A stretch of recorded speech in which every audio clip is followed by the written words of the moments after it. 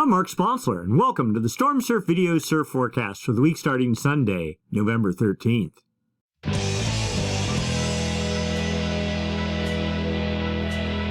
Stormsurf, waves, weather, buoys, altimetry, snow, temperatures, El Nino, weather analysis, essential data for outdoor people, all the time, no hype.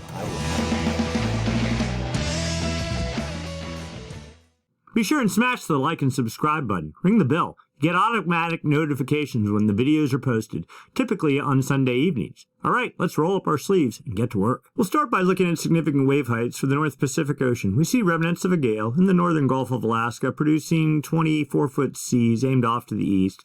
Not really of any interest, but this system was a pretty powerful storm earlier and has produced swell. We'll get into the details on that in a second. And another gale is pushing over the dateline, not doing a whole lot, producing 21-foot seas, but is forecast to redevelop as it gets into the central Gulf and producing energy aimed at Hawaii and the U.S. West Coast. So, fall has started, we have swell in the water, and more to come. That's a good thing. All right, let's get into it. So we'll start by looking at jet stream level winds. These winds up about 30,000 feet help support the formation of gales when they form, help direct their track.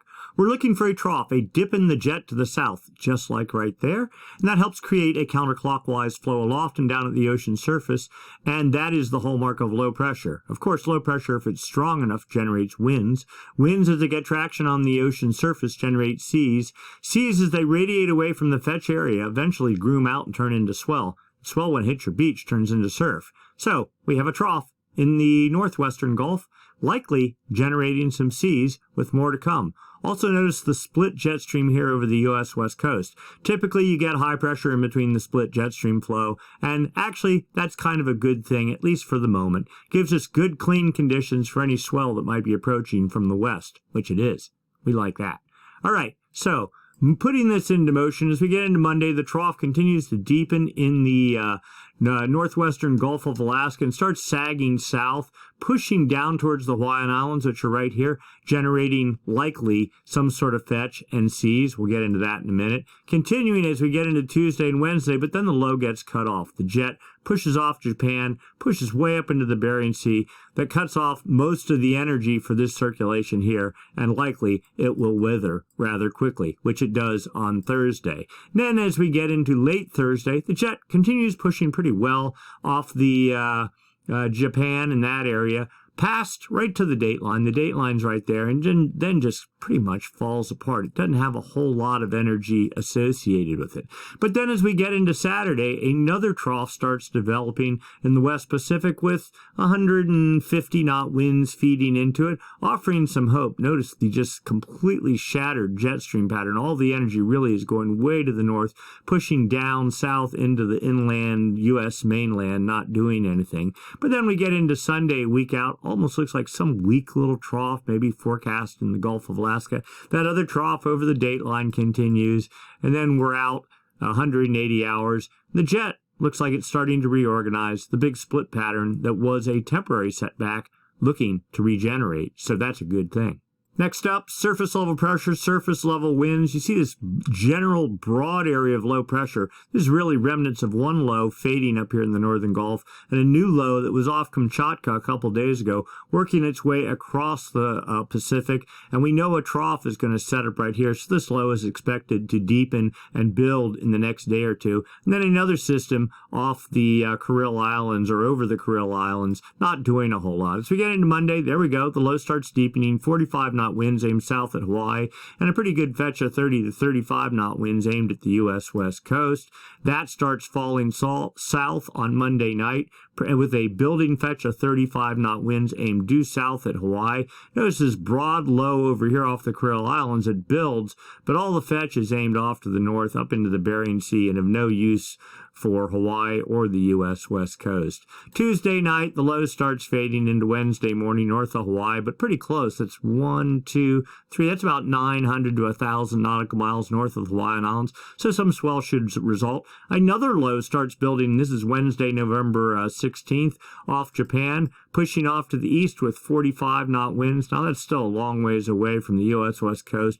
A little bit of energy might result for Hawaii, and it continues just sort of circulating out there on Thursday, and even into Friday. Very slowly, their date line's there, and it doesn't quite make it even to the date line. And then, oh, look at that. Rebuilds supposedly again, just slowly taking its time, pushing across the date line. I mean, this is actually good. I mean, not strong winds, 30-knot winds now, but that's good for just a long duration of steady, small surf for the Hawaiian Islands and probably smaller surf for the U.S. West Coast. And then we're a week out, the low still hanging over the north dateline region. What is that, 5 or 6 days in a row, something like that? So very interesting. We'll see what the model does. It didn't have any of this a couple days ago, so it's an evolving situation. Now we're going to go back in time to Wednesday, November 9th. A little gale started developing, we'll say, about 2/3 of the way to the date line. That's the Aleutian Islands there, Kuril Islands, Japan, Hawaii is down here. And it quickly built with a good strong fetch of winds. Seas, well, here we go. What's that? 38.1 feet. These are the highest seas over this whole domain at 46 north. That's right there. And 178.25 east. Yeah, that's about right. Right there. Max winds 54.5 knots in that same fetch area. So not bad at all. Pushing over the date line on Thursday, the 10th of November, with 41-foot seas, continuing through the day Thursday, then fading pretty much Thursday night. So we get into Friday, though, still 33-foot seas were modeled or hindcast. And then as we got into Saturday, that system started fading and was pretty much all but gone. And here we are at Sunday, current time right now. New system right here. We could actually go back in time and just examine that real quick. It pushed off the Kuril Islands on late Friday. Was never really much. I mean, 20 or 22-foot seas isn't going to do a whole lot for producing swell for the Hawaiian Islands, but background swell, it's really when this thing is forecast to build, and we're going to look at that right now. So here's the forecast going forward. We see the low starting to develop in the Gulf of Alaska. This is on Monday morning, the 14th of November, with 23-foot seas, maybe 24-foot seas up here, maybe almost pushing 25, then building and falling south with 26-foot seas, about in the 26-foot range, but fall pretty close to the Hawaiian Islands, aimed right at them and falling south. That's probably good for a pretty, not huge, but solid, very north angled, like just eyeballing it, I'd say about a 345 to 360 degree swell coming from the north. So north facing breaks and places that handle a very north angled swell will do well. And then that fades out. As we get into Thursday, that new system starts developing off the Kuril Islands with supposedly 34-foot seas, kind of puttering around there, still 30-foot seas on Friday. Saturday, the thing kind of falls apart and then redevelops later Saturday into Sunday with 20 to 22-foot seas, and just kind of moving along. Who knows what this is really going to do? The models have not done a very good job more than 3 or 4 days out. That's attributable to La Nina. It seems like the GFS model really, it's set up for a neutral pattern. When you get La Nina, it overhypes it. And when you get El Nino, it tends to underhype it. So just there's a little bit of bias in the model there that, as best we can tell, that's our opinion. All right, moving on. So we know swell is in the water from that gale that pushed over the dateline with 41-foot seas. We're looking at the Waimea Bay buoy, 106. All the energy in the water from 5-second period, 5 right there, that's pure wind chop, the whole way up to 33.3-second period energy, very long period energy, which there really isn't any, but the fact that there's even a red line here suggests there's maybe 1 inch of swell or something. This is the actual calculated swell height for each of these period bands, and that's, what, 6.6 feet just at the 15.4 second part. But what you really do is you integrate all the area under the curve in this area to get the pure swell height at this peak reading. We're not going out, we discard, throw out all the wind chop, just the pure swell, and calculated, that comes to 6.9 feet at 15.4 seconds, estimated 10.7 feet. It's probably bigger than that in Hawaii right now, and oftentimes we use this as a rough guesstimate of Hawaiian size. Well, it's certainly not 10-foot Hawaiian, but maybe 6 to 8 feet at top spots, something like that, coming from 322 degrees. That same swell, we're looking at the buoy 4606. This is 600 miles off the North California coast. Swell energy starting to show there as well. It was actually bigger a little bit earlier, and we'll get into that in a second, but you can see a spike here in between the 14 about the 16 second period range. Calculated together 7.4 feet at 15.3 seconds. Now that swell at that size is not going to reach the beach. It'll be something, at like half that size when it gets here. But primary surf from primary swell, 11.4 feet. Again, chop that number in half or so. But you can see here's the calculated, this number right here, surf from primary swell. Well, you can see the swell peaked at the buoy this morning, about 3 a.m., something like that, and it's held pretty steady up until just around 4 o'clock this afternoon, and then started dropping off. So at least we have an indicator that swell is on the way. So what's the wind going to do? Well, let's take a look here. Surface level pressure, surface level winds, Hawaii right here. Now, Hawaii has been plagued with this, or getting plagued with this issue of high pressure here, and I don't know if you call them Kona winds, but they're certainly not trades. They're not out of the east, they're more northeast, and that's kind of pushing side shore down the north shore of Oahu and many other spots, making things kind of lumpy and grumpy and not quite right. California, for the moment, north winds, 10 knots. Let's get into Monday, showing north winds here, but near shore, this is the GF model, and it's pretty zoomed out. Light offshore flow likely at most spots early in the morning. That northeast flow continues for the Hawaiian Islands. As we get into Tuesday, pretty much the same thing, even a lighter offshore flow probably for north central California. The northeast wind pattern continues for the Hawaiian Islands. As we get into Wednesday, though, it looks like more like trades, and probably still decent winds for California. Offshore flow for the Pacific Northwest. So we get into Thursday, same sort of deal, no real change, light trades for the Hawaiian Islands. Friday, a building northwest wind event for north central California with high pressure off the coast here. Local low in the Gulf of Alaska, and a very light wind regime for the Hawaiian Islands. Saturday, the 19th of November, the wind fortunately starts fading relative to California, and trades building out of the east-northeast for the Hawaiian Islands. Then Sunday, light winds for California. Pretty solid trades. You see high pressure close to the islands, so east-northeast flow for the Hawaiian Islands. Then here we are 180 hours out, building yet more 20-knot east-northeast trades for the Hawaiian Islands. That's pretty strong. And a light wind regime. Look at this, almost south winds reaching up into northern California. It looks like a front right there, but I don't know if we'll get any precipitation. Let's go take a look. All right, so right now, and this is mainly, Hawaii's down here, but we're really focused on California, looking for any hope of precipitation. The blue is precipitation. We're not seeing anything. We don't really expect it. High pressure and that sort of light offshore flow is forecast. Where are we at? We're already out to Sunday, the 20th of November. You can see the front just right hanging here, 180 hours out. Looks like it wants to come on shore. Not particularly strong. We took a look at the GFS model going out 2 weeks. There's some suggestion this morning. This morning's run had almost a big bombing storm coming down into the Pacific Northwest, into the Sierra and all that kind of stuff. 2 weeks out, but the latest run has backed it off significantly, and probably 2 runs from now it won't even exist. But something to keep your eye on and hope. The snow forecast dashboard for Squaw Valley, Palisades, Tahoe. Nary a drop of precip to be seen for the next 10 days. The good news is, as best we can tell, looking at all the resorts in the Sierra, somewhere around 36 to 39 inches, and even the Avi Center and places like that are all saying a good, solid, pretty packed, hard-packed 3-foot base right now. Pretty stable, not very prone to avalanche. That's a good base. We just need more on top of it now. And if something happens 2 weeks from now, or even a week and a half from now, that would be a really good thing.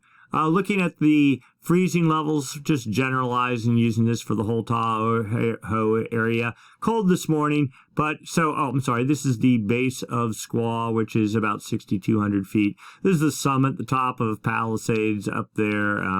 It's about 8,900 feet, maybe 9,000 feet up at Granite Chief and Palisades, that sort of thing. The white is the freeze level. The gray is the slush level, so snow level about 7,000 feet through the 14th, then going up to, we'll say 10,500 feet, then bouncing around somewhere around 10,000 feet for the foreseeable future, suggestive of high pressure, very stable pattern. There's not a lot of jumps up and down, just waiting for the next major system to work its way into the coast.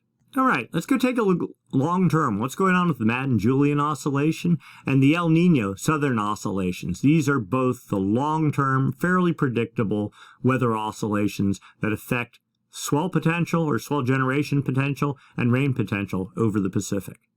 All right, we're going to start with our discussion with the MJO, the Madden Julian Oscillation, a periodic weather oscillation that rotates around the planet from west to east on the equator. The active phase of the MJO on one side of the planet, inactive phase on the other. They rotate around. When the active phase moves over the active phase is in effect a low pressure system, the inactive phase a high pressure system. When the inactive phase moves over the Pacific, it tends to dampen trade winds, it tends to feed energy to the jet stream, and a stronger jet therefore is good for storm production. And because it dampens trades, it can also, or if not reverse those trades, it can also create what's known as a Kelvin wave. It takes those reverse trade winds or slackened trade winds, take warm water that's over in the West Pacific, start pushing it off to the east under the equator. If it has enough momentum, it makes it the whole way across the Pacific and erupts off of Ecuador,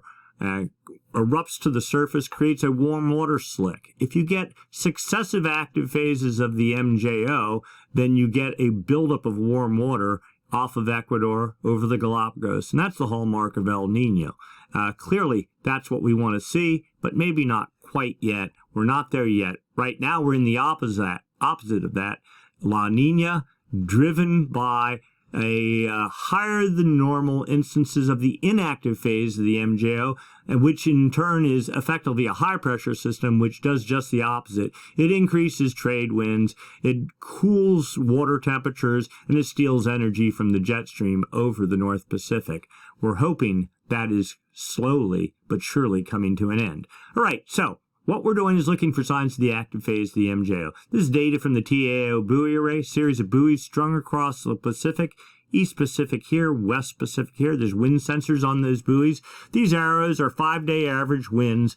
The longer the arrow, the stronger the wind. So strong easterly winds over the East Pacific, pretty strong easterly winds over the Central Pacific, and pretty strong easterly winds over what we call the Kelvin wave generation area, the far West Pacific. The date line's right there, the equator's there. That's New Guinea there. Kelvin wave generation area starts just before you get to the date line, 170 west, just 5 degrees north and south of the equator. So you draw a box right there. Now, it is not the actual wind speeds, it's the anomalies, the difference from normal for this time of year. These winds are strong, but looking at the arrows, well, that's pretty typical, normal. They're not any stronger. They're not tending out of the west or the east, dead neutral. Central Pacific, a little bit stronger out of the east, and the Kelvin wave generation area moderately strong. So this sort of looks like the inactive phase of the MJO. So we'll start by looking out just 1 week. What's the forecast? Zonal wind anomalies to the east-west component of the wind. That's all we're looking for. This is the whole planet on one chart, so we got to really whittle it down. And the blues and purples, those are easterly anomalies. Consider that inactive phase of the MJO. Reds and yellows, westerly anomalies, the active phase of the MJO. So you can just see this red line running the whole way down the chart for the past month. Well, this is over the maritime continent, like Bali and that area, so not in the Pacific. The easterly anomalies, well, 180 is the date line, right? The Pacific, West Pacific starts about 135 east, so right about there, okay? Kelvin wave generation area ends at 170 west, so it's this box right here that's really important for the whole, understanding what the jet stream is going to do over the entirety of the Pacific. For the next 5 days, it looks like, well, there's westerly anomalies, but they're not even barely in the Kelvin wave generation area. And mostly easterly anomalies, the typical La Nina inactive phase pattern that we've had for 2 years now is to continue, at least for the next 7 days. So this is zonal wind anomalies, even lower. The other one was 850 millibars. That's up about 4,700 feet. This is 925 millibars. That's down about 1,000 feet. And right there is the Galapagos, Ecuador over there, Central America, Mexico there, Hawaii there, New Guinea there. Kelvin wave generation area, 5 degrees north and south of the equator out to about 170 west. So right there. This is the area we're interested in. Right now, the blues, easterly anomalies, the reds and yellows, westerly anomalies. So trade's a little bit enhanced in the Kelvin wave generation area. And going out, well, it looks like they're supposed to get strong, for the next week. Pretty strong, in fact. Look at that. And we go out, but then things start to theoretically get better. Look at this. Westerly anomalies start building into the Kelvin wave generation area on November 24th, and certainly building over the far west Pacific, though the main energy transfer point up into the jet stream is right here in the West Pacific, and it takes westerly anomalies to do that. And look at that. Very nice as we get into the 25th, and then another little pulse of easterly anomalies are forecast, but we're sensing these westerly anomalies want to keep building. So here's another model. This goes out 2 weeks. This is outgoing long wave radiation, cloud cover basically. And let's get ourselves oriented. South America, Central America, Hawaii, New Guinea, dateline right there, equator right there, Kelvin wave generation area, the area we're really interested in right here. There's nothing on this chart. Means a dead neutral MJO pattern. Same thing 5 days out. Same thing 10 days out. 15 days out, though, this blue, that suggests more cloud cover than normal, the active phase of the MJO.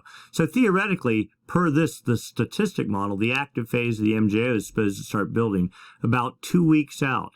Now, the dynamic model, the GEFS model, says, hey, maybe not that long of a wait. 5 days, maybe a little bit of something starting to show. 10 days out, so 10 days from now, active phase in control. One can assume these are almost westerly anomalies too. And continuing 15 days out. So models suggesting maybe hope in the near future. The upper level model also gets in on this action. Now this is potential for precipitation. The greens favorable for precipitation, the orange and yellows not favorable. So you say the greens are the active phase of the MJO, the yellows and oranges the inactive phase. This goes out 40 days, 5 days each panel. South America there, Central America, New Guinea there. There's the equator, the dateline right there. Active phase, the greens are areas favorable for precipitation. That would be low pressure. That would be the active phase of the MJO. It's about 5 days from now. Active phase starting to build. Now, this is upper level. Add about another 7 days this for what goes on at the surface. It seems like what happens in the upper atmosphere changes, and then the surface drags behind about 7 days later. But anyway, 18th of November, active phase, in control, making its way. You can see it just traversing the Pacific, pushing into Ecuador about the 18th of December, so that's a good month-long run there. Then the inactive phase, you can see it over here in the Indian Ocean, making its way around the planet on the equator, pushing into the Pacific about the 13th of December, and then in control right around the Christmas time.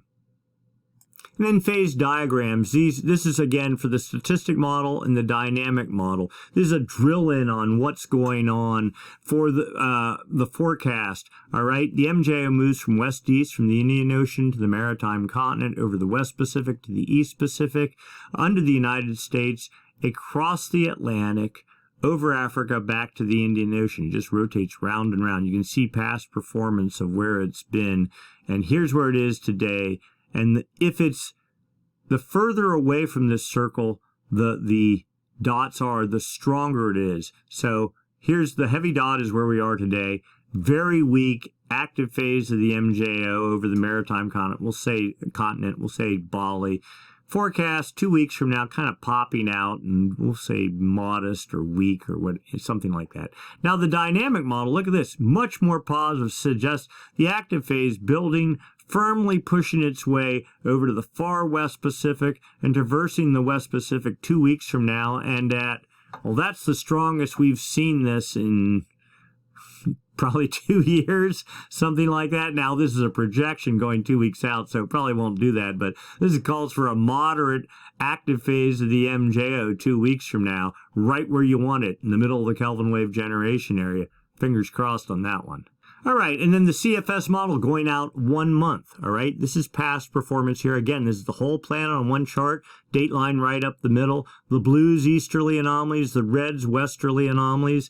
And now let's take a look at this. This model has been the hardest one and the hardest to get any hope from or out of. Anyway, here we go. Today, 12th of November, the dotted contour is the inactive phase of the MJO, pushing into the Kelvin wave generation area, theoretically, but westerly anomalies right there, holding for at least a couple of days, maybe giving up some space. So this line right here, that's 150 east, that's almost halfway across the Kelvin wave generation area. And you see westerly anomalies continuously pushing right to about the 145. A couple days ago, it was out to the 150 east degree mark, trying to make headway into the Kelvin wave generation area. Active phase of the MJO forecast developing, feeding it some. This is probably the most pessimistic view. And then here's the CFS model going out 3 months. Past performance is down here. The forecast is up here. Whole planet on one chart. These are east-west anomalies. The blues are easterly anomalies. The yellows, westerly anomalies. The date line runs right up the middle here. Kelvin wave generation area starts right around in here and goes over to about 170. So that's right in this area. Now, this model, a couple of weeks ago, a month ago, had westerly anomalies completely filling the Kelvin wave generation area. In fact, even yesterday's run of this model was looking much better. Now today, it's pessimistic, showing easterly anomalies building on the date line, holding in some fashion. But let's sort of drill in here. Westerly anomalies, well, what's that line right there? That's about almost 150 east, halfway through the Kelvin wave generation area, starting about a week from now, and holding and building to the date line through December, then maybe giving up a little bit in January to, where is that? That's still just about the date line, maybe 170. Westerly anomalies almost still filling the Kelvin wave generation area. Last week, we had easterly anomalies building here over the maritime continent. That would suggest a building El Nino sort of situation. Today's model shows no, the easterly anomalies hanging over the Pacific and not building over the maritime continent. But literally every day, this model flips and flops back and forth. So kind of hard to tell. Let's overlay the MJO, see what's going on. Solid contours, the active phase of the MJO. So right now, active phase of the MJO fading over the date line, about gone. Little weak inactive phase forecast starting even today, holding for about a week and a half. And when you get the sort of every week it's flopping around, that just says the pattern is very weak and unknown, and the model can't get a handle on it. And the reality is it's probably just a weak MJO pattern. Let's overlay the low pass filter here. So this is the high pressure, low pressure bias. The dotted contour, high pressure bias. This is the La Nina signal. It's smack over the date line. It's been over the date line for 2 years. Here's the real good news. The second contour has been forecast to die for months now, and it's still forecast right around December 18th, something like that. But even better, look at the high pressure bias here. It's supposed to hang right about where it is till about December 7th or so.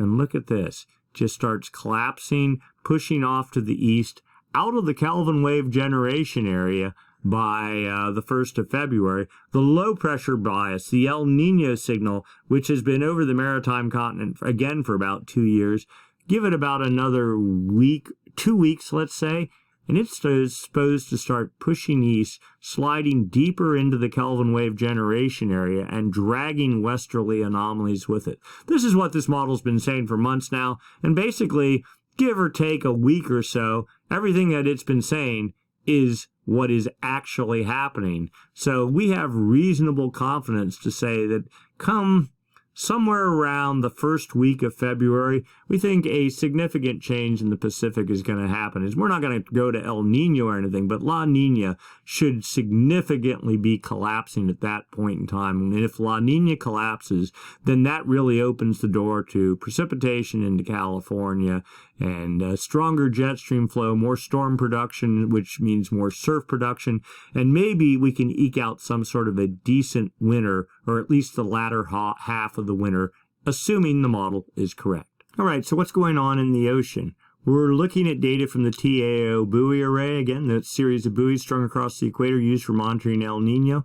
East Pacific here, West Pacific here. These are the anchor lines on those buoys, and there's a good amount of space. What is that, 10, 15, so that's about 900 miles between each buoy, but they're strung, and actually it's a series of buoys along here. The X's are sensors on those anchor lines, temperature sensors down in the ocean, down 100, 200, 300 meters, so that'd be like 900 feet. They capture data, you use a computer to fill in the gaps between the sensors, and you get a profile of what the subsurface temperature is doing. Remember, we talked La Nina is cold water in the East Pacific driven by trades and upwelling, and El Nino is warm water that typically is over in the West Pacific starting to slosh to the east because the trades have weakened. So we're looking for any change here in temperature profile. This is centigrade temperatures, the 28-degree isotherm, about 177 something. That's what it was last week. 26-degree isotherm, about 150. That's what it was last week. The 24-degree isotherm, I think it was about right around 120 last week, maybe 123. Earlier this week, it was over to 117, but you notice there's a big blank here, and there's an X there and up here at the surface, but there isn't one here. So the model keeps wavering, not sure exactly where the temperature gradient is at. But basically, it looks like a steady state pattern. But again, it's not the actual temperatures. It's anomalies, the difference from normal for this time of year. Now, this model is suggesting, well, we know we've had a lot of warm water here in the West Pacific, and it's typically been caught right at about 150, which would be right there.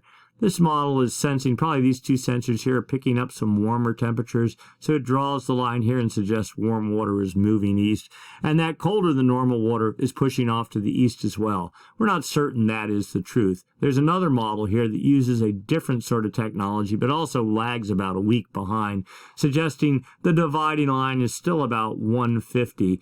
Again, when this guy updates, I think it updates every 5 days. We'll see whether this line here at 150 starts nudging off to the east. I think it actually had backtracked to about 155 or almost 160 a week ago. So there is a little bit of eastward movement. We're not suggesting this is a Kelvin wave. A Kelvin wave would be, see all this warm water here?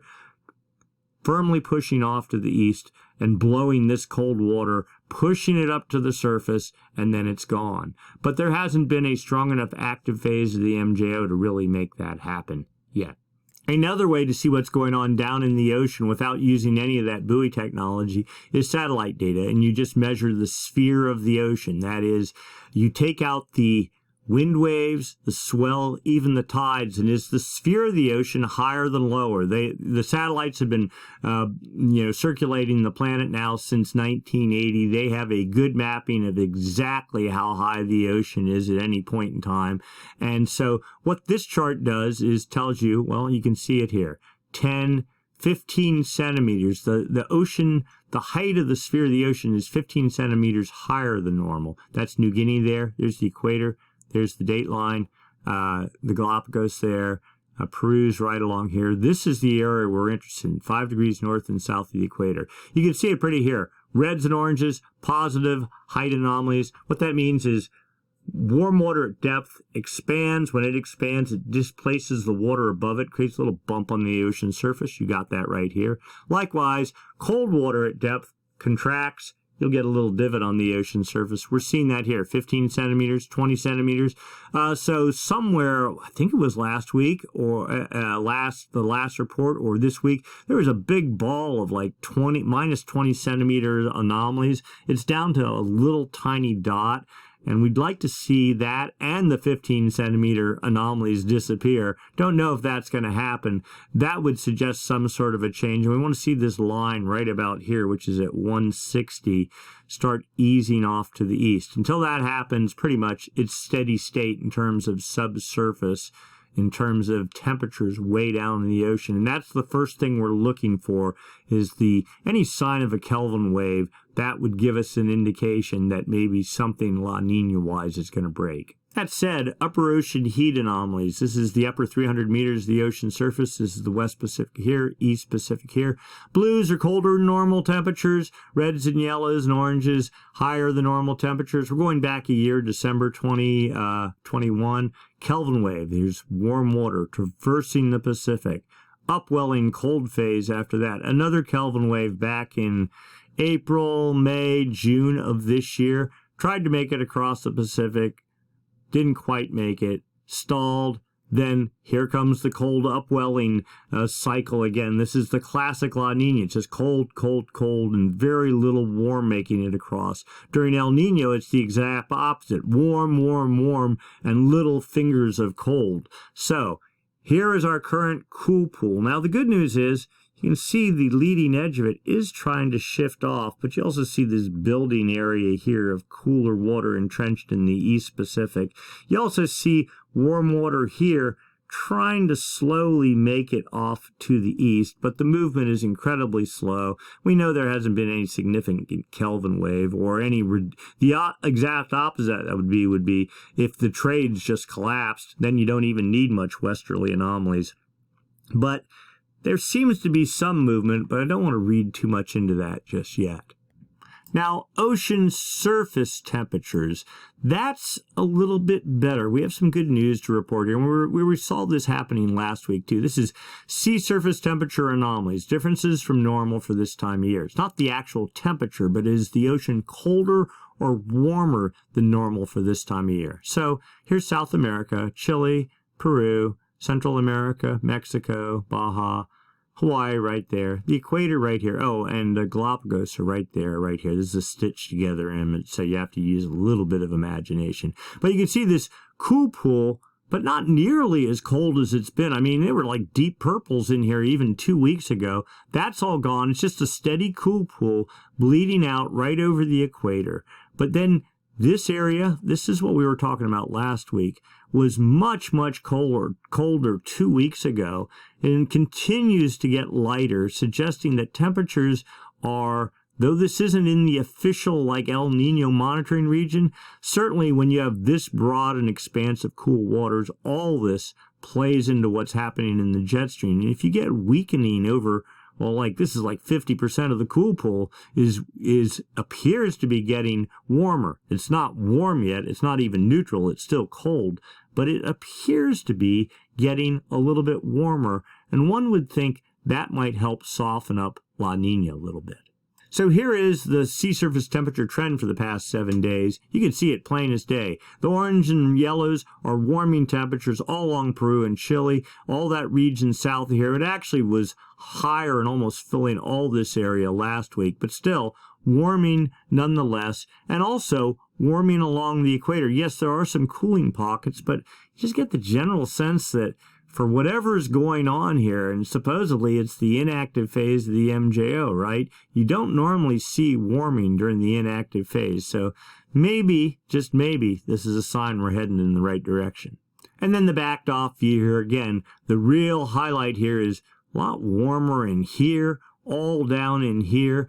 A warming trend seems to be in play.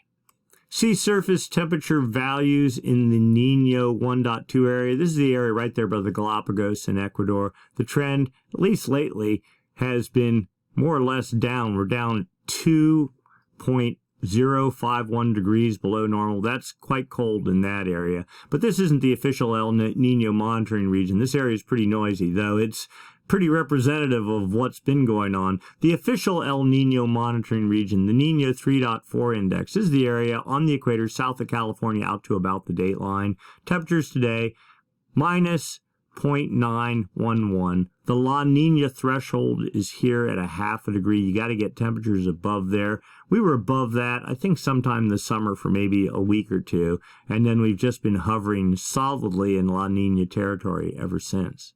Now here's a different index, same areas, the Nino 1.2 region. I think it was minus 2 degrees from that other set of data we looked at. Well, this one suggesting minus 1.5 degrees and trending upward the past 1, 2, 3, 4 days. That we've been holding down here about minus 1.8 to about minus 2, and now all of a sudden it looks like an upward trend is happening. Let's go look at the official El Nino monitoring region. This is the Nino 3.4 region. Temperatures today at minus 1.084. So about, I think it was 0.9 or something on the other chart. So in the general ballpark and not really going, in fact, it's been going down. This is what the model said it was going to do, and that's what it's doing, just hovering right here. So what does the atmosphere think is going on? It's this interaction of the ocean and the atmosphere. Does the, is the tail wagging the dog, or does the dog wag the tail? Which comes first, the chicken or the egg? How many other of these metaphors do you want to use? But this measures the atmosphere, and what we're looking for is, well, if the atmosphere starts changing, maybe it'll start changing the ocean, or if the ocean starts changing, maybe it'll change the atmosphere. The two of them work together. If they're coupled, then that means they reinforce each other. The atmosphere is in sync with the ocean, and, like what it's been the past 2 years. High pressure and control, stronger than normal trades. The ocean just bone-chilling cold. But we're kind of seeing, while looking at these charts, temperatures are warming. Is the atmosphere having anything to do with that? So we look at the difference in pressure between Darwin, Australia, and Tahiti. This is called the Southern Oscillation Index. Tahiti in the Pacific, Darwin roughly Indian Ocean. When the pressure is lower in Tahiti, the index goes negative, and today it's minus 7.89. 1 day is not a trend.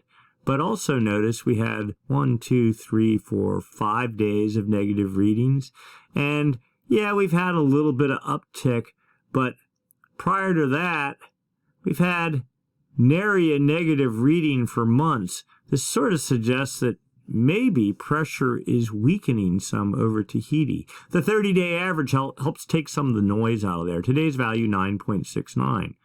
Wait a minute, we were up at 18, 19, 20, 21. This suggests a softening of high pressure in the Pacific as well. The 90-day average, well, this negative trend only started, maybe 10 days ago or something like that. So it's at 13.56, and it's pretty much solid. It'll take a month or 2 months of this before it starts showing up over here. But at least for the moment, this also suggests, at a minimum, the active phase of the MJO is maybe getting a foothold, or maybe just high pressure is weakening and burning itself out. Hard to say, way too early, but any step in this towards negative numbers is exactly what we want to see. So here's the 30-day moving SOI graphed out so you can see it, sort of look at the trend back January. So this was almost 3 years ago. We were down negative numbers, weak El Nino, and then so the upward pushes are the inactive phase of the MJO, the downward pushes are the active phase. Inactive phase has just been in control for the whole 2+ years since then, peaking out somewhere here in the, May or late April timeframe. Today's value, though, falling down. You can see, though, it's fallen before and then turned around and come right back up. We're hoping it falls and continues to just sort of drift down. And you think, well, you're being completely optimistic, but there's some rationale and some thought between maybe that will happen. And let's get into that right now. So this is raw data from the CFS model, their forecast for sea surface temperatures in the Nino 3.4 region, sea surface temperature anomalies. This is the official El Nino monitoring region. And if you recall, even last week, I couldn't believe it. One day, I just, 2 or 3 days ago, I looked at this model and go, what? because it had suggested that temperatures were just going to like bottom out, drop down literally to minus 1.25 degrees right around here. And all of a sudden, this model is corrected and said, no, that's not going to happen. Temperatures really aren't going to get any colder. They might hold somewhere around here into December. And then they're going to start creeping up. And not only are they going to creep up a little bit, this model had them creeping up right to about here. No, they're going to creep up into El Nino territory as we get into August. Now, do we believe that? No, completely not. But the other part is, you can't really see, you got to really stretch your imagination here. But this line right here, that's the middle of January. The middle of February would be somewhere out around here, something like that. Where this line crosses the ½ degree below normal threshold, that is the La Nina threshold. And it looks like about somewhere in the second week of February per this version of the model, we transition to ENSO neutral. That would be really good.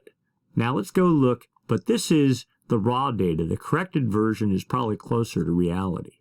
And here we go. It suggests that temperatures are, well, let's see, we're in November. Middle of November would be right about there.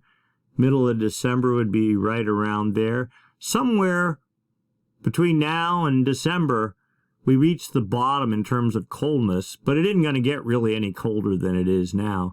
Then we start a sharp increase. And this version of the model says by the maybe third week in January, we're in ENSO neutral. Temperatures are above the La Nina threshold. And then we start heading up from there towards El Nino, maybe minimal El Nino in July and August. I'm ignoring all that. What I'm really interested in is just when's this transition going to happen? And it's actually better because we were thinking it was mid-February, then it was maybe in the first week in February, and now with this update, it looks like the end of January, we're neutral. That's very good news. So for right now, swell is on the way, already hitting Hawaii, bound for the U.S. West Coast, pretty north for down into Southern California, and even for many spots up in the San Francisco Bay Area. But swell is swell, and it's got a bit of period, and the winds look decent, and just make the most of it. Early part of the week, another gale forecast north of Hawaii should produce north-angled swell for the island, sideband swell pushing into the U.S. West Coast for the second half of the work week, something like that. And then maybe something more beyond that. Hard to tell. Another gale of some kind pushing over the date line, but the models are pretty unstable. Looking out beyond that, well, dry conditions for now, but potentially, if you believe a 2 weeks out, maybe some precip coming into California and snow for the mountains 2 weeks out, something like that. We'll have to keep our eyes on that. And then looking long term, well, the models have yet pumped up or jumped up a little bit again, suggesting the demise of La Nina by the later part of January. And with that happening and westerly anomalies building over the Kelvin wave generation area and all that, suggests that, yeah, things might be still kind of hit and miss surf-wise from now till about, say, mid-January. But then once we hit that mark, things maybe should start increasing, not markedly, but a return to maybe a more normal pattern with sea surface temperatures warming close to neutral. So that's the hope. That's what we're looking for. We'll see whether it happens. It's always a bit of a soap opera. Is it going to happen? Is it not? You don't know. But we're cautiously optimistic. All the models have been basically suggesting this. We've been talking about this now for weeks on end. As someone said, it's like watching paint dry, but yeah, at least it's drying and it's going in the right direction. So we'll take that. Any bit of hope is better than another year of core La Nina. All right, that's the video for this week. If you enjoyed it, give us a thumbs up. If you haven't subscribed, please subscribe. If you have questions or comments, please list them down below, and we'd be happy to reply and clear up any confusion you might have. I know a lot of this is pretty deep and pretty in the weeds, but that's kind of the way I like it. All right, so that's it, and we'll do this again next week. Same time, same channel. Thanks for watching. We'll see you then.